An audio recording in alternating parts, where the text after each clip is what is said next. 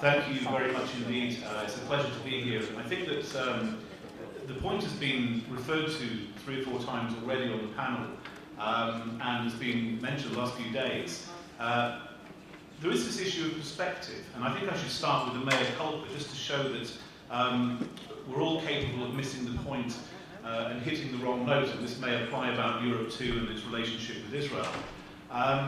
And you'll be amazed that I just missed this point completely. And some of you may know that next weekend, next Sunday evening in fact, the World Jewish Congress holds its yearly big jamboree in Paris. It was initially going to be in Kiev, in Ukraine, but for obvious reasons they had to move it.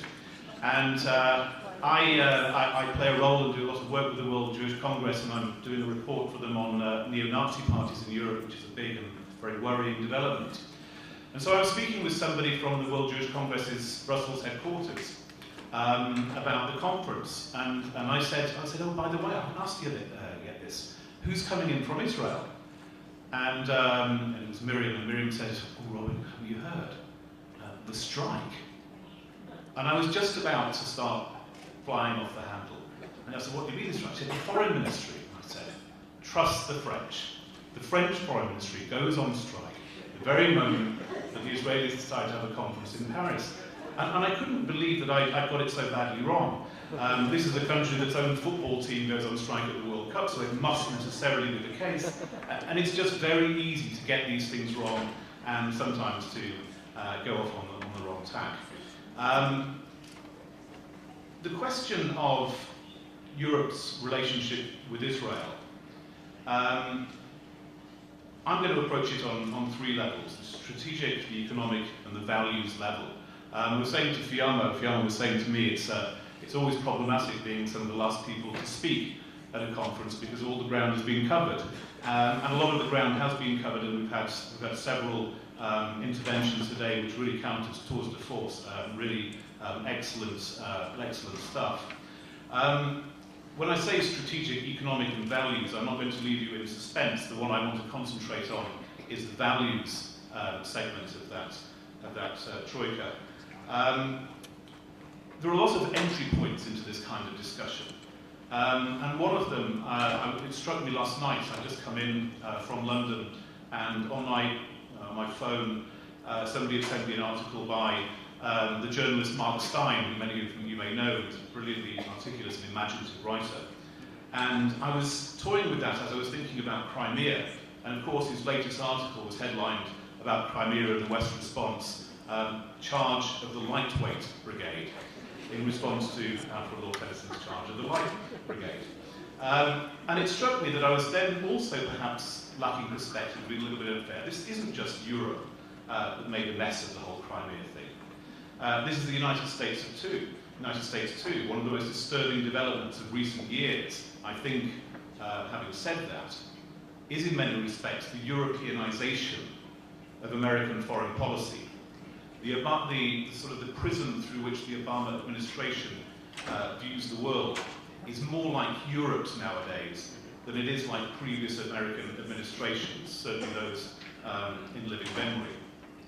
It behaves more like any other Western country, rather than being like a leader of the free world, possessed of a sense of a kind of unique destiny, which was very much the idea that possessed American leaders throughout the Cold War, that helped the United States to win the Cold War. Now you might say, why am I discussing the United States in a discussion about Europe? Well, one important reason is that if America has stepped back, you might have thought that Europe would step forward. If you go back just over 10 years, 10, 11 years, just before the Iraq War, all the talk in Brussels, and I'm sure Mark will remember this, although I doubt he'll agree with my interpretation, was about Europe becoming a new pole in a multipolar world. And although that vocabulary tended to drop off the radar, the similar thinking, the thinking that went into that kind of language, has been brought back in the form in 2007 because Manuel Barroso, the President of the European Commission, talked of Europe in terms of being a voluntary empire. We've had more recent statements of a United States of Europe. But the obvious reality from a geopolitical sense is that that just hasn't happened. And I think Shlomo and Eric brought that out very clearly. And I think it was Shlomo, I think you mentioned Henry Kissinger's famous question, what number do I dial? And I always say to people, because you go to security conferences around the world, and at some point somebody will ask of the Europeans present, what number do I have to dial?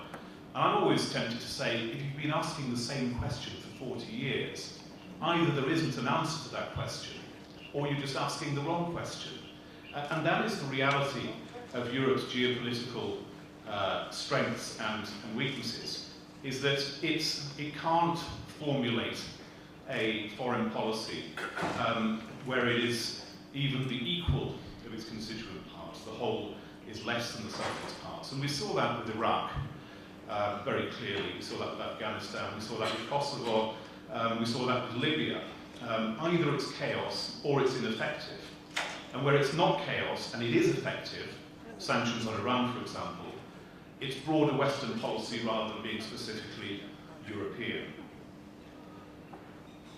But wait a moment, I'm sure European officials and leaders would say, this is the world's biggest single market. Surely that's the thing that gives Europe leverage, and we've heard much discussion about that today. And in theory, yes, there is leverage. If you can stop somebody coming into your market against the prospect that they must change their policy, you have a lot of leverage. But that misses the point about international trade. The trading relationship with Israel and the European Union has been brought out by several people today as an example of how the relationship is very good. But that's not the point of trade. You trade with people, and people trade back with you, because it's in both your interests. Free trade isn't a favour. One side grants somebody else. We do it because it benefits all of us. And there are strong disincentives to stop doing it.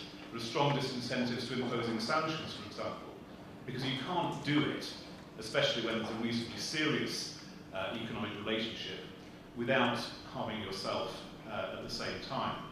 So to go back to Crimea, hence the hugely important trading relationship the EU has with Russia. It's not a favour the EU grants Russia, and Russia doesn't grant the EU a favour by trading particularly in energy and extractive sector resources, hence the charge of the lightweight brigade. There isn't an awful lot you can do if you have a strong trading relationship with somebody and you want to influence policy, because it works both ways. Brussels is highly unlikely to launch massive economic sanctions against Israel, even in the more exaggerated and hysterical characterizations that you do sometimes get, as Shlomo said. And it won't do that because it can only do it by harming itself, especially in the spheres of high tech and medicine. There's a group in the south of England which regularly goes out against the boycotters in Brighton, which is a very large town, as you don't know, the UK, on the south coast.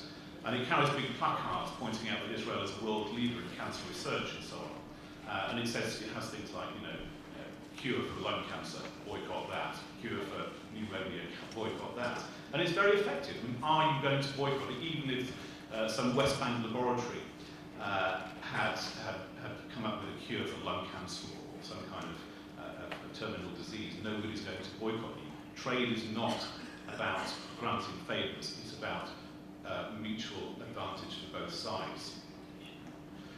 So if Europe is too strategically incoherent to cause Israel problems on that level, and too economically tied in for it to be in Europe's own interest to launch major sanctions, is there another level which could yet impact back on the strategic and the economic, and which could really resolve many of the paradoxes and conundrums we've been discussing today? I think there is, and as I said at the beginning, no suspense. I think it's intimately tied up with values. The EU, under any foreseeable real-world scenario, can't do much damage strategically or economically, and probably won't want to. The damage it can do with something like a partial arms embargo, the British government adopted a partial arms embargo against Israel after Operation Cast Lead.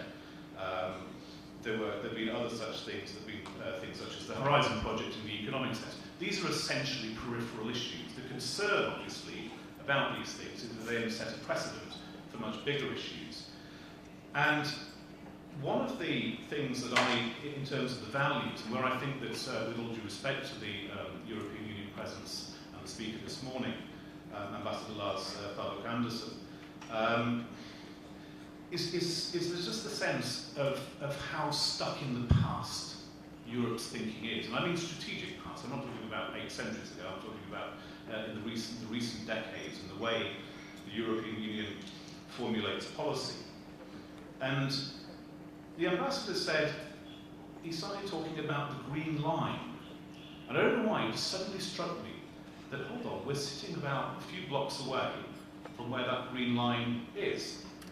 This is the year 2014, and the thinking of the EU is locked in 1948. This is absurd. And when you go through these arguments, and it gets you to thinking, and you start sort of going into more of it, you think, well, let's just try and work out how absurd it is to be locked in that paradigm. Because the 1948 Green Line was established literally where soldiers stopped one night. If there'd been bad weather and the message hadn't got through, and they got 3 miles down the road, there might not be any settlements today. It's that absurd to be so focused on something that changed, that was so subject to variability, and that is so locked in the past.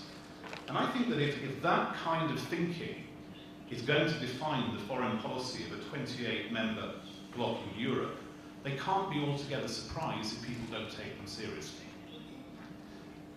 In terms of the narratives and the question of values, what I think does matter, and not because The Guardian prints some horrible article against Israel, or even these disgusting cartoons, however awful they are, that Manfred Gerstenfeld referred to. The problem with the anti-Israeli narrative that goes alongside a lot of the diplomacy, or that's embedded in things like these references to the Greek line, it's not so much that it means that Europe is going to launch some massive attack, economically or strategically, on Europe. The problem is that it validates the narratives of the Palestinians and makes it less likely they'll come to the negotiating table. And similarly, it validates the Islamist narratives in countries like Egypt and Syria. And this is the thing that I've been trying to do, certainly for the last 5, 6, 7 years, is to try and say to diplomats in Western countries, is that when you do this sort of thing, you might feel you're getting something off your chest, but you're actually making the problem worse.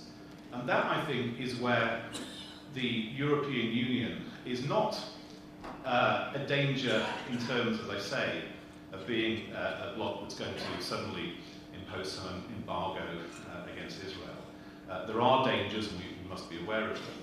It's not being a responsible adult in the room. That's the problem.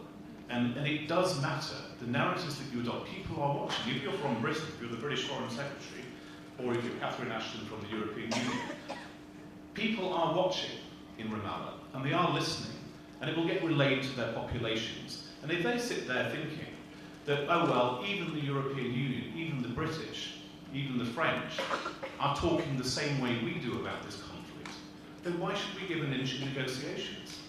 And although I have to say I was very pleased and pleasantly surprised when David Cameron, Prime Minister of Britain, came to Israel just a short while ago, he said something that the Foreign Office has basically not allowed people to talk about in an official capacity for years, and that was Palestinian incitement. And it was very good, very positive that the Prime Minister did actually mention that whilst he was here. But again, just to think about whilst one praises Britain for doing this, think about the mentality that allowed us for so many years to simply ignore what was going on in the Palestinian territories with awful anti-Semitism, rejection of any possible agreement with Israel, the kind of language that makes, and I try to say this to people in Britain and Europe, just imagine you're an Israeli.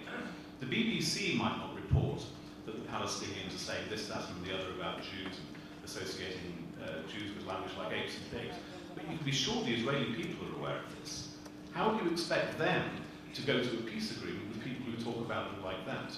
And so I think that these things do become tied up. It can sound as though, you know, in the world of diplomacy, in the world of big business, that the real action takes place at that level.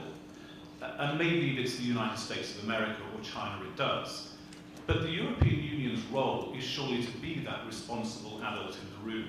And being a responsible adult means talking in a responsible way. Thank you very much.